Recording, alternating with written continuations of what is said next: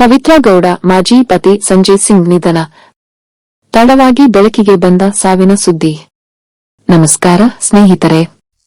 ರೇಣುಕಾಸ್ವಾಮಿ ಕೊಲೆ ಪ್ರಕರಣದ ಹಿನ್ನೆಲೆಯಲ್ಲಿ ಸುದ್ದಿಯಲ್ಲಿರುವ ನಟಿ ಪವಿತ್ರ ಗೌಡ ಅವರ ಮಾಜಿ ಪತಿ ಸಂಜಯ್ ಸಿಂಗ್ ಅವರ ನಿಧನದ ಸುದ್ದಿ ಇದೀಗ ತಡವಾಗಿ ಬೆಳಕಿಗೆ ಬಂದಿದೆ.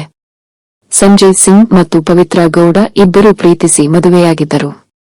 ಇವರಿಗೆ ಓರ್ವ ಮಗಳು ಕೂಡ ಇದ್ದಾರೆ. ನಂತರ ಇಬ್ಬರ ನಡುವೆ ಭಿನ್ನಾಭಿಪ್ರಾಯ ಉಂಟಾಗಿ 2013ರಲ್ಲಿ ವಿಚ್ಛೇದನ ಪಡೆದಿದ್ದರು ಎಂದು ಈ ಹಿಂದಿನ ಸಂದರ್ಶನಗಳಲ್ಲಿ ಸಂಜಯ್ ಸಿಂಗ್ ಹೇಳಿಕೊಂಡಿದ್ದರು. ಪಬ್ಲಿಕ್ ಕನ್ನಡ.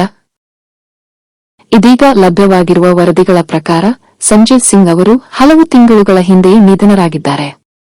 ಆದರೆ ಈ ವಿಚಾರ ಇತ್ತೀಚೆಗೆ ಮಾತ್ರ ಸಾರ್ವಜನಿಕವಾಗಿ ಬೆಳಕಿಗೆ ಬಂದಿದೆ ಎಂದು ವರದಿಯಾಗಿದೆ. ಅವರ ಸಾವಿಗೆ ಆರೋಗ್ಯ ಸಮಸ್ಯೆಗಳು ಕಾರಣವಾಗಿದ್ದವು ಎಂದು ಕೆಲವು ವರದಿಗಳು ತಿಳಿಸಿವೆ. The times of India.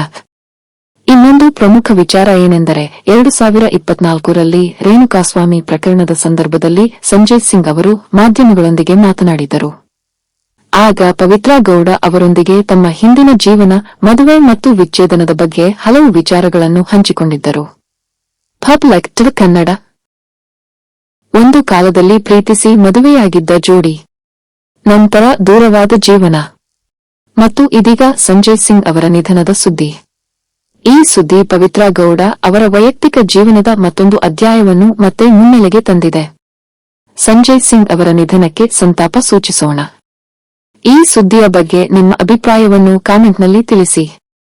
ಇಂತಹ ಕನ್ನಡದ ಲೇಟೆಸ್ಟ್ ನ್ಯೂಸ್ ಮತ್ತು ಸ್ಯಾಂಡಲ್ವುಡ್ ಅಪ್ಡೇಟ್ಸ್ಗಾಗಿ ನಮ್ಮ ಚಾನೆಲ್ను ಸಬ್ಸ್ಕ್ರೈಬ್ ಮಾಡಿ, ವಿಡಿಯೋಗೆ ಲೈಕ್ ಮಾಡಿ ಮತ್ತು ಶೇರ್ ಮಾಡಿ. ಧನ್ಯವಾದಗಳು.